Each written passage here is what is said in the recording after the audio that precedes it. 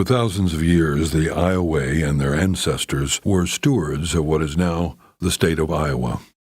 The Ioway called themselves the Báxoje, a name given to them by their Otoe relatives, meaning people of the gray snow. Along with the Otoe, Missouria, and Ho-Chunk nations, the Ioway are descendants of a culture that archaeologists call Oneota. The Oneota are distinguished by their shell-tempered pottery and bark lodges, and numerous occupation sites have been identified in northeastern Iowa and other Midwestern locations. In June 1824, in the twilight of Native Dominion, Ioway leaders Mahaska, White Cloud, and Monongahela, Great Walker, were summoned to Washington, D.C. by Superintendent of Indian Affairs William Clark. Upon their arrival, they were given a tour of the capital city, where the extent of American power and wealth was on full display.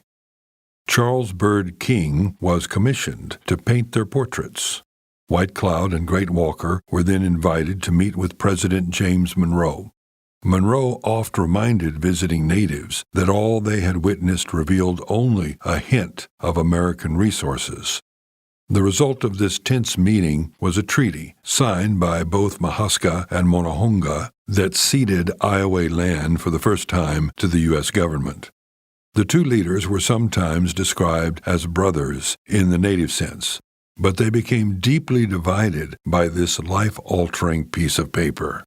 Monongahela later said he didn't understand that he had signed away the ground that covered the bones of his ancestors. Mahaska felt that the only hope for his people's survival was to work with the Americans and adopt their ways.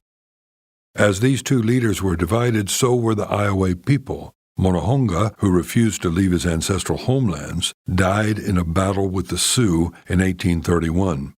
Mahaska was assassinated in southwest Iowa in 1834 by Ioway men seeking vengeance. Under the leadership of White Cloud's son Francis, the Ioway ceded their remaining land in central and eastern Iowa in 1838. By then, they had been removed to a reservation in northeast Kansas, straddling the Nebraska border. In 1878, a delegation of Ioway leaders and tribal members relocated to Indian Territory in Oklahoma, hoping to continue living in a more traditional native life.